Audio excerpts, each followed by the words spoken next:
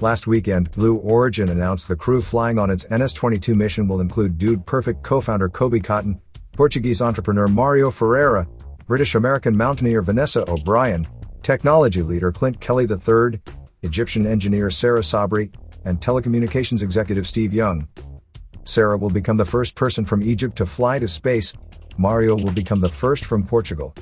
Vanessa will become the first woman to reach extremes on land, sea, and air, completing the Explorer's Extreme Trifecta, a Guinness World Record. Each astronaut will carry a postcard to space on behalf of Blue Origin's Foundation, Club for the Future, whose Postcards to Space program gives students access to space on Blue Origin's rockets. The club's mission is to inspire future generations to pursue careers in STEM for the benefit of Earth. This mission will be the 6th human flight for the New Shepard program, the 3rd flight this year, and the 22nd in its history. The flight date will be announced soon.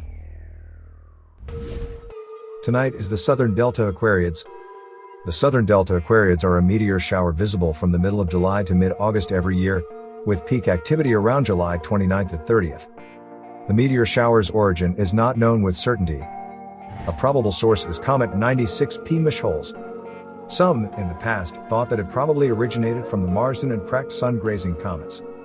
The Delta Aquariids get their name because their radiant appears to lie in the constellation Aquarius, near one of the constellation's brightest stars, Delta Aquarii. There are 2 branches of the Delta Aquariid meteor shower, southern and northern. The southern Delta Aquariids are considered a strong shower, with an average meteor observation rate of 15 to 20 per hour, and a peak zenith hourly rate of 18.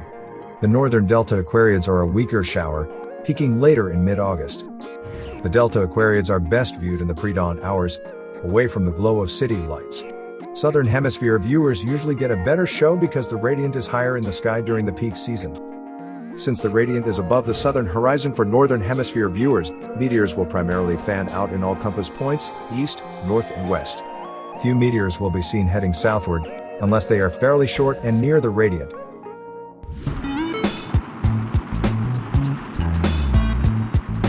Valerie L. Thomas is an American scientist and inventor. Thomas was interested in science as a child after observing her father tinkering with the television and seeing the mechanical parts inside. Thomas did not have a lot of support as a young child. Her parents did not fight for her right to study a STEM curriculum, but she did have a few teachers who fought for her at a young age. She attended Morgan State University, where she was one of 2 women majoring in physics. Thomas excelled in mathematics and science. She graduated with highest honors in 1964 with a degree in physics, and then went on to work for NASA. Later in her career, Thomas invented the illusion transmitter, for which she received a patent in 1980. She was responsible for developing the digital media formats image processing systems used in the early years of the Landsat program. Among her notable achievements, Thomas has received numerous awards including the Goddard Space Flight Center Award of Merit and NASA's Equal Opportunity Medal. At the end of August 1995, Thomas retired from NASA and she continued to serve as a mentor for youth through the Science, Mathematics, Aerospace Research and Technology, and National Technical Association. Thomas's invention was depicted in a children's fictional book, television, and video games. For further information on Valerie L. Thomas and other African American inventors and innovators, please visit tnc.network/Black History. Hey, if you're looking to support the channel, get our SPR, Sleeve City Pickleball shirts.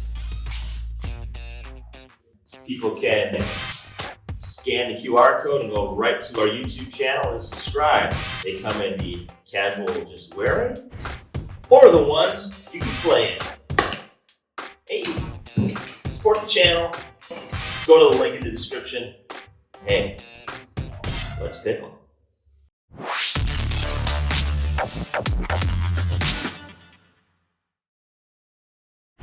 Amtrak is commemorating the anniversary of the landmark Americans with Disabilities Act, signed into law on July 26, 1990.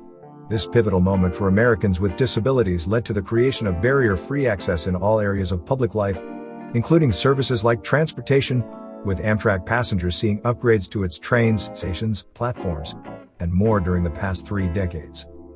For Amtrak, the ADA serves as the foundation to the planning and work being done across the organization and national network to ensure passengers with disabilities have access to stations, trains, and services.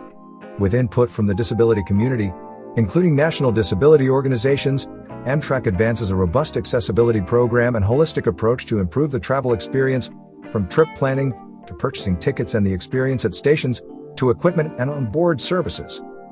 Additional services being provided by Amtrak include offering compliant audio and visual train status and boarding information in stations through passenger information display systems, designing and deploying assistive boarding equipment used to help passengers with reduced mobility board and depart from the train, and providing accessibility training for employees. Pullman porters were men hired to work on the railroads as porters on sleeping cars. The Pullman Company was a separate business from the railroad lines. Prior to the 1860s, the concept of sleeping cars on railroads had not been widely developed. George Pullman pioneered sleeping accommodations on trains, and by the late 1860s, he was hiring only African Americans to serve as porters. When the Civil War ended in 1865, Pullman knew that there was a large pool of former slaves who would be looking for work. He also had a very clear racial conception: to seek out former slaves to work on his sleeper cars. The primary job of the porters was to carry passengers' baggage, shine shoes, set up and maintain the sleeping berths, and serve passengers. While the pay was very low by the standards of the day, in an era of significant racial prejudice, being a Pullman porter was one of the best jobs available for African American men. Thus, for black men, while this was an opportunity, at the same time it was also an experience of being stereotyped as the servant class and having to take a lot of abuse.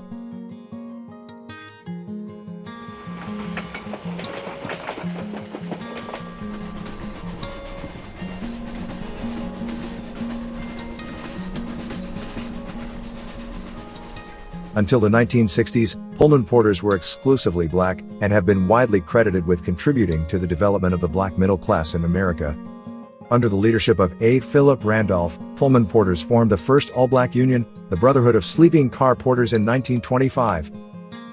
Formation of the union was instrumental in the advancement of the civil rights movement.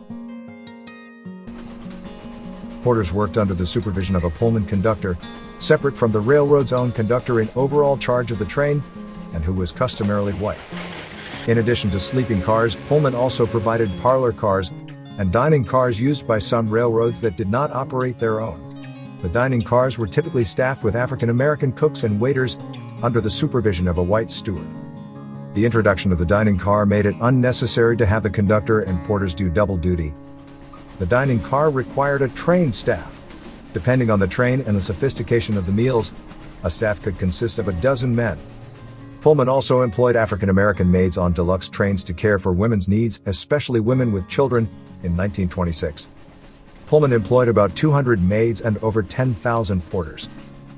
The Central of Georgia Railroad continued using this service as a selling point in their advertisements for the Nancy Hanks well into the 1950s. Pullman porters served American railroads from the late 1860s until the Pullman Company ceased operations on December 31, 1968, though some sleeping car porters continued working on cars operated by the railroads themselves, and beginning in 1971. Amtrak. In 1995, the A. Philip Randolph Pullman Porter Museum was founded on South Side Chicago to celebrate both the life of A. Philip Randolph and the role of the Brotherhood of Sleeping Car Porters and other African Americans in the U.S. labor movement.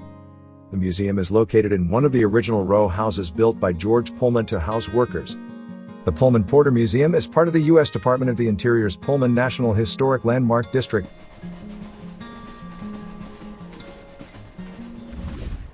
Thanks for watching. Please subscribe, like and share this video. Please visit www.stmdailynews.com for news, videos and articles.